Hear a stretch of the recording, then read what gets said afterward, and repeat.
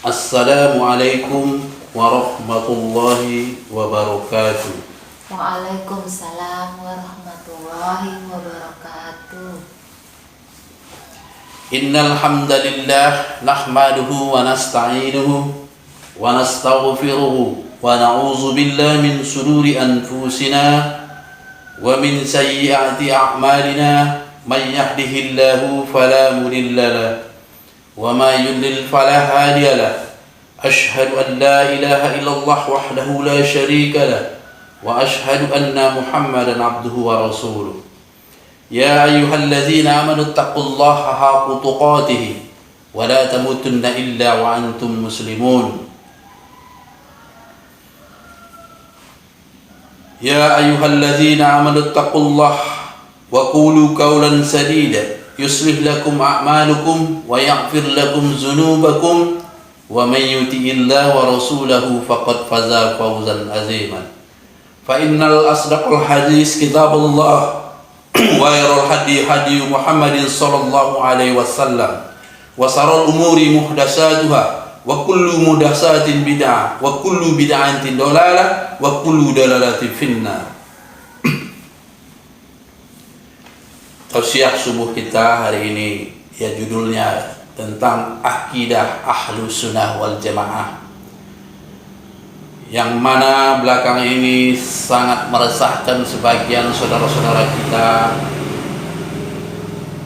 mengenai akidah Ahlus Sunnah wal Jamaah, yang mana pendirinya adalah Abu Hasan Al-Asy'ari, mengenai surat Toha ayat 5, Ar-Rahmanu 'alal arsy istawa, Allah yang Maha Pemurah istiwa di atas aras.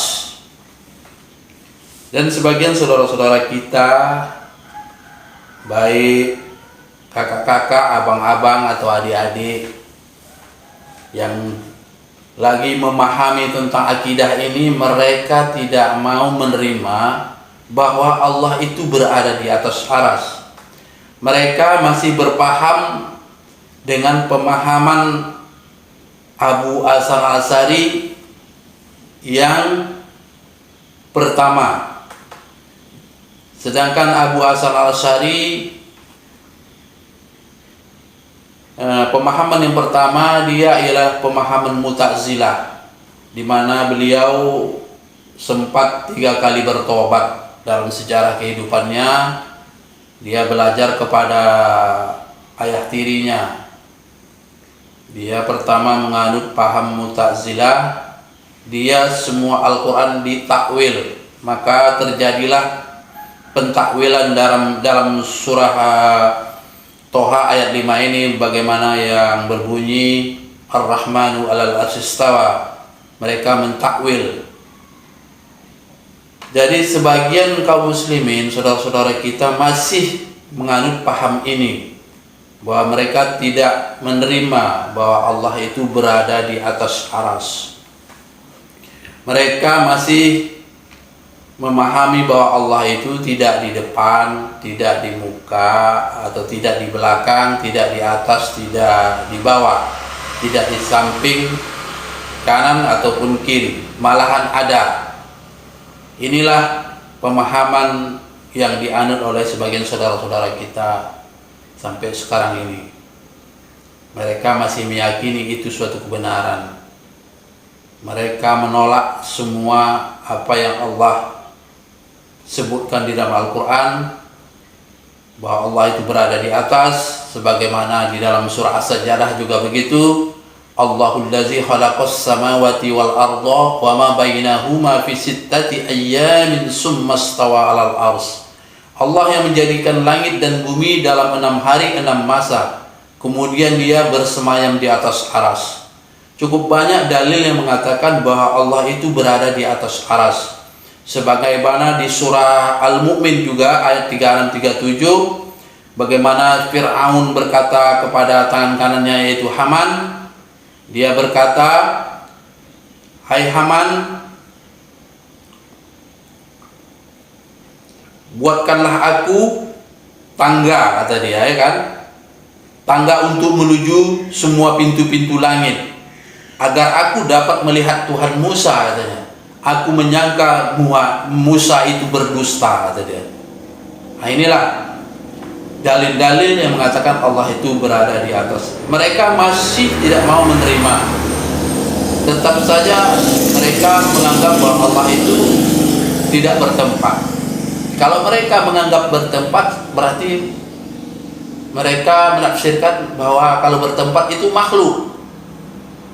Nah, kalau di atas itu namanya bertempat menurut pemahaman mereka, saudara-saudara kita lah.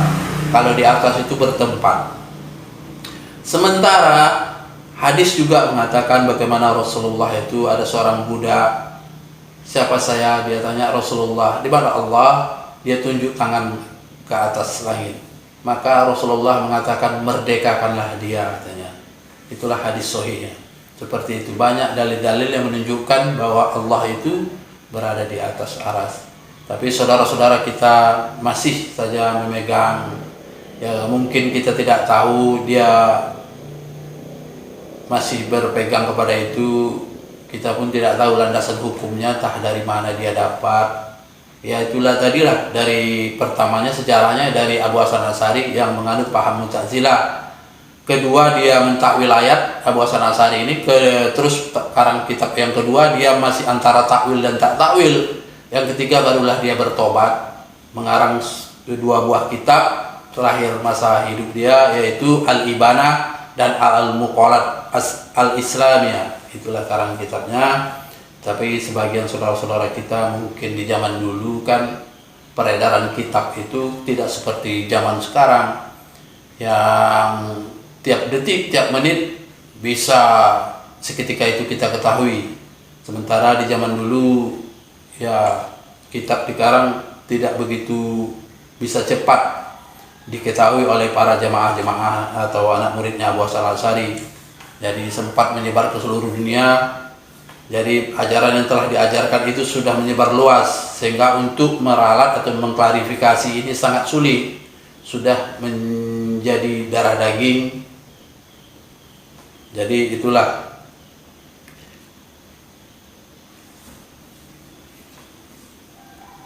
Sampai sekarang ini ya masih itulah.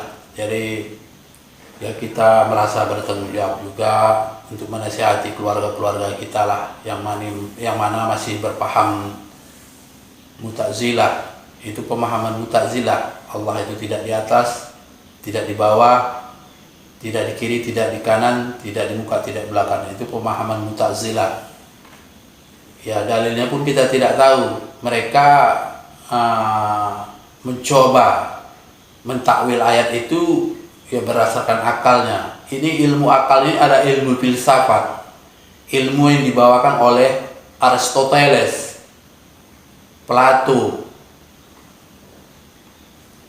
Socrates. Inilah mengagungkan akal. Kita mengagungkan akal kita, bagaimana supaya mentakwil sifat-sifat Allah itu. Inilah menurut pemahaman kita, pemahaman salafus saleh, pemahaman ulama-ulama salaf, bahwa ini tidak bisa. Karena apapun ceritanya, akal tidak boleh berkreasi kepada hukum Allah dan hukum Rasulullah. Sementara kita kan harus suruh tunduk oleh Allah dan Rasulullah. Kepada Allah dan Rasul itu taat, selalu taat. Bukan kita harus berkreasi dalam ilmu tauhid, ilmu akidah Ahlussunnah wal Jamaah. Apa yang diperintahkan Allah dan Rasul itu harus kita taati.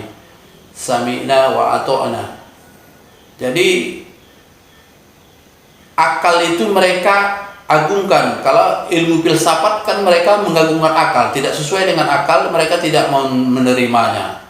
Sehingga keberadaan Allah di atas aras itu mereka tidak bisa menerima karena menyamakan Allah kata dengan makhluk. Yang menyamakan Allah itu dengan makhluk ya kita pun juga tidak tahu, dalilnya tidak ada. Sementara Allah itu kan mengatakan laisa kamitslihi syai'un wa huwal samiul basir. Aku ini tidak sama dengan kalian, walaupun aku melihat, walaupun aku mendengar, aku tidak sama dengan kalian. Di surah itu dikatakan seperti itu. Jadi masih juga orang mentakwil gitu, walaupun sama dalam penyebutannya, tapi tidak sama dengan makhluk. Udah dibilang dia kan mendengar. Laisa aja kamitslihi syai'un wa huwa samiul basir. Aku tidak sebanding atau tidak sama dengan kalian, walaupun aku mendengar, walaupun aku melihat. Kata Allah seperti itu. Tapi masih saja mereka beranggapan bahwa itu sama. Ini sangat kita mulai bingung juga penafsir mereka kalau mereka mengagungkan akal tadi. Jadi dunia ini mereka tidak membayangkannya besarnya dunia ini. Mereka menganggap Allah itu kecil. Padahal di setiap sholat kita menyebut Allahu Akbar, Allah Maha Besar. Mereka mungkin tidak membayangkan betapa besarnya Allah itu. Di dalam sebuah hadis diceritakan bahwa bumi ini dalam genggaman tangan kanan Allah. Betapa besarnya itu Allah itu. Bumi ini dalam genggaman tangan kanan Allah. Bayangkan itu. Diibaratkan sebiji butir biji sawi ke dalam tangan manusia itu. Sakit kecilnya. Jadi bagaimana mereka menganggap Allah itu di mana-mana gitu. Pemahaman di mana-mana itu pemahaman Jahmiyah. Allah berada di mana saja kamu berada. Ini pemahaman Jahmiyah.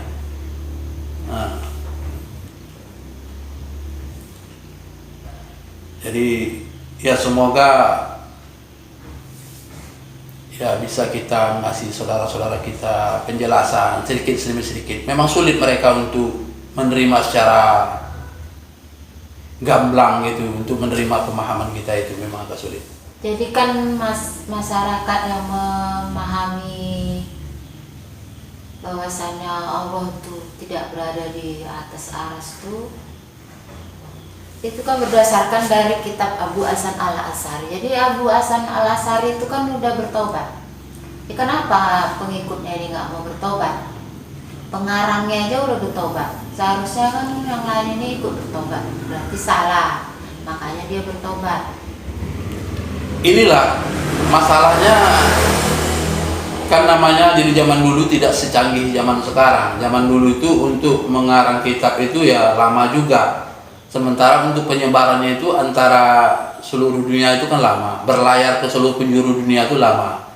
Sudah kadung ini murid-muridnya menyebarkan ke seluruh dunia pemahaman Abu Hasan Al-Asy'ari ini. Jadi setelah itu udah menyebar, udah dipahami oleh sebagian kaum muslimin. Sulit mereka untuk kembali, sementara untuk penyampaian itu memakan puluhan tahun ini untuk tahu bahwa Abu Hasan Al-Asy'ari itu telah bertobat dari mentakwil ayat itu tadi. Mereka juga kadang-kadang tidak memahami atau tidak tahu, kita pun tidak mengerti. Tapi banyak juga para ustadz yang tahu belakangan ini kan banyak mahasiswa yang belajar ke mana sudah memahami itu. Tapi mereka telah meyakini yang lama itu dan menolak.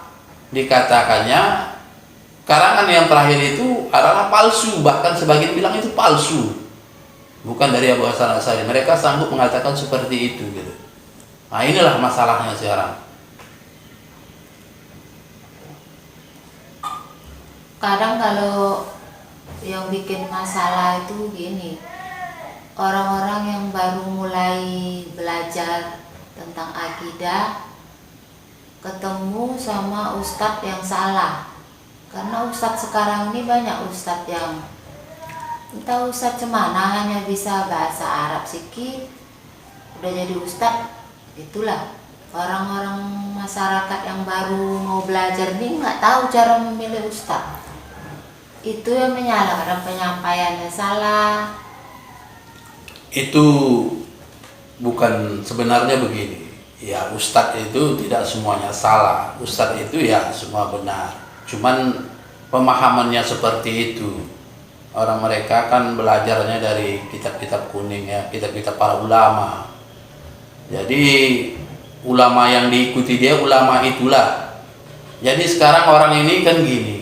Kalau patokannya ulama, ini masalah. Orang kan kalau udah menganggap ini dari ulama, mereka pegang itu sekuat-kuatnya. Kalau udah ulama dikatakan, ini pegang dia lah, sama juga. Kalau ini ustadz ini udah ngomong, dipegang juga. Itu masalahnya.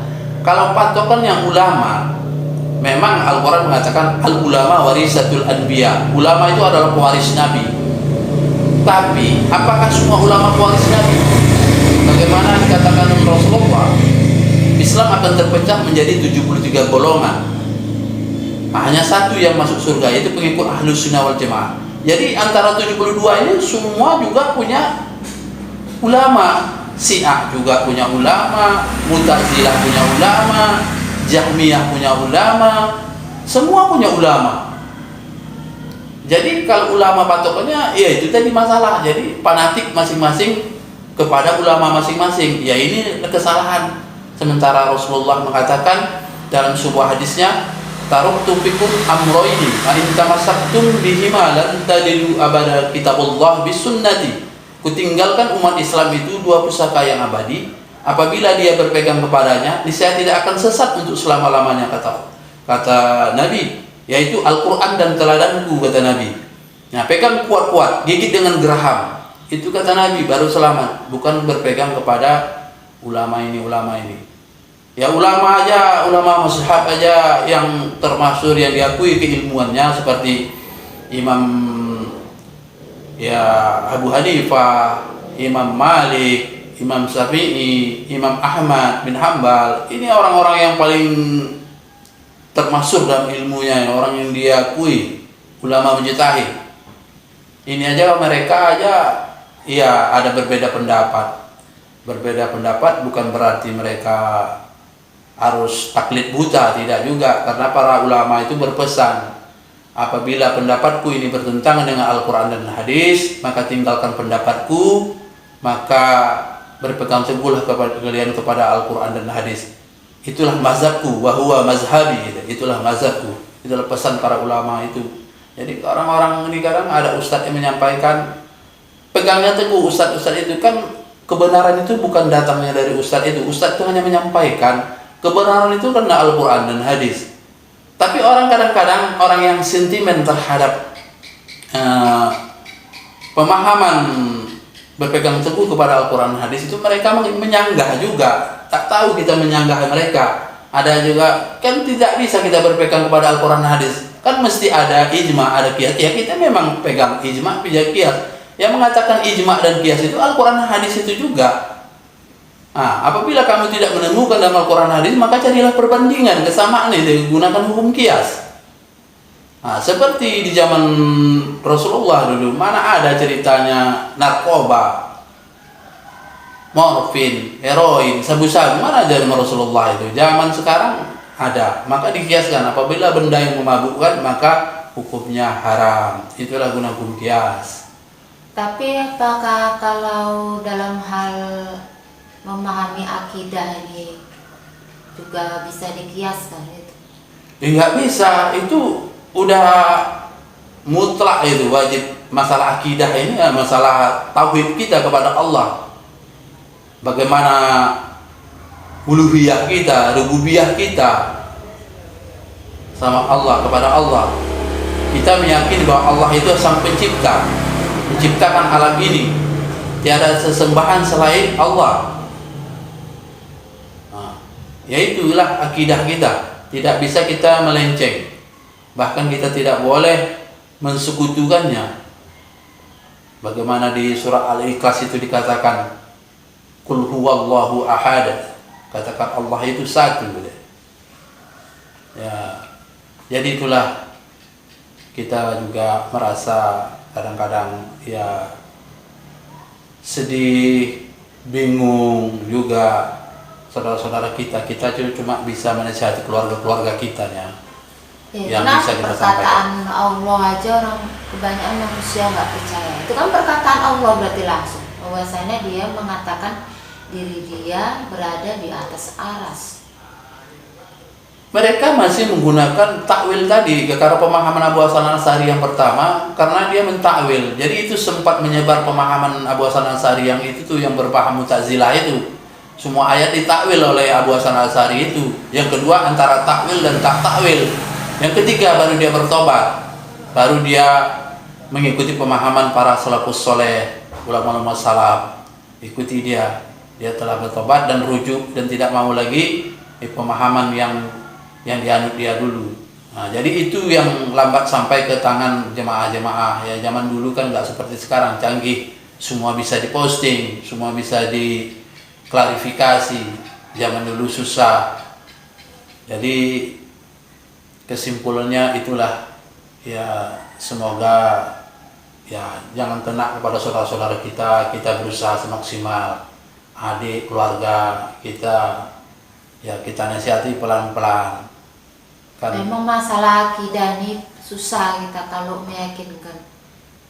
Jangankan orang, keluarga sendiri susah. Kalau udah keyakinan dia itu, kita susah merubahnya. Itulah keyakinan itu memang kayak gitu. Bagaimana orang ya non muslim, ya kan, boleh dikatakan itu yang non muslim itu bagaimana mengakarnya mereka.